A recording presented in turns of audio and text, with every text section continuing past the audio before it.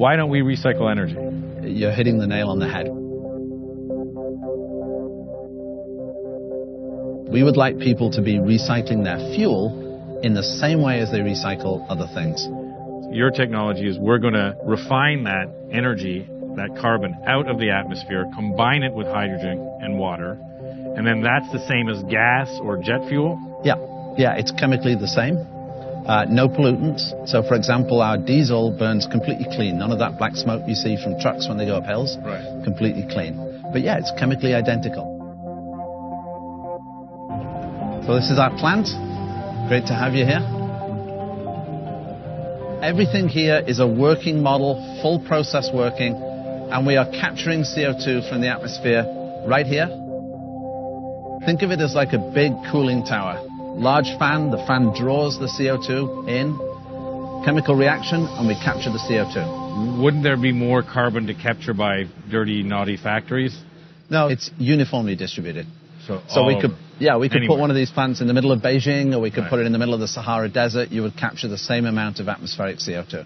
So we as a species have put it in, so we as a species should be taking it out. Well, that's our choice, but I think we have to, or find somewhere else to live. This is the fuel that we make. It looks exactly the same as any other fuel. Right. It's very, very high chemical performance. Right. Higher performance fuel than the stuff you buy at the pumps today.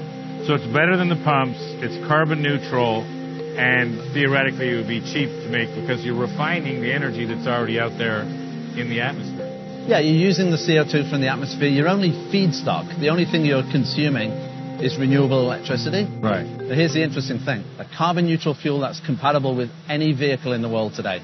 Right. So that car you just drove up in, we can make that carbon neutral tomorrow. Wow. Any vehicle, any performance vehicle, any battered old truck, aeroplanes, we're compatible with all of those. Which is significant because nobody's making electric tractors or electric planes. Right. Do you have to do any modifications? No. Wow. So transportation is about 20% of the CO2 emissions. How are we going to decarbonize that? There's 1 billion cars in the world. So if we all go electric, $50,000 for an electric car, that's $50 trillion. Then you've got to deliver energy and electricity to each car. It's a massive change. Yeah. Alternatively, why don't we just change the fuel? The price to you at the pump will be the same.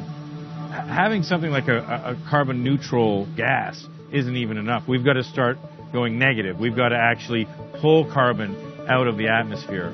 Now, can this do that, and what's the plan there? You can take the CO2 generated here and bury that underground, and you get to negative emissions. Right. It's a hugely important thing. And how many do you need to scale it to get to carbon negative? You need less of these than there are power stations in the world today to net emissions out to zero.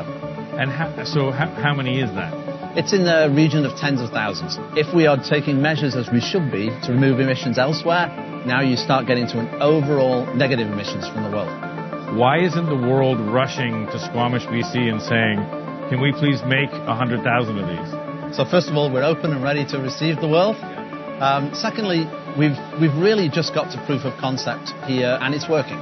So the next step for our business is to expand across the globe, make carbon neutral fuel, and when the scientists and the governments decide that they need to do negative emissions, the technology is ready.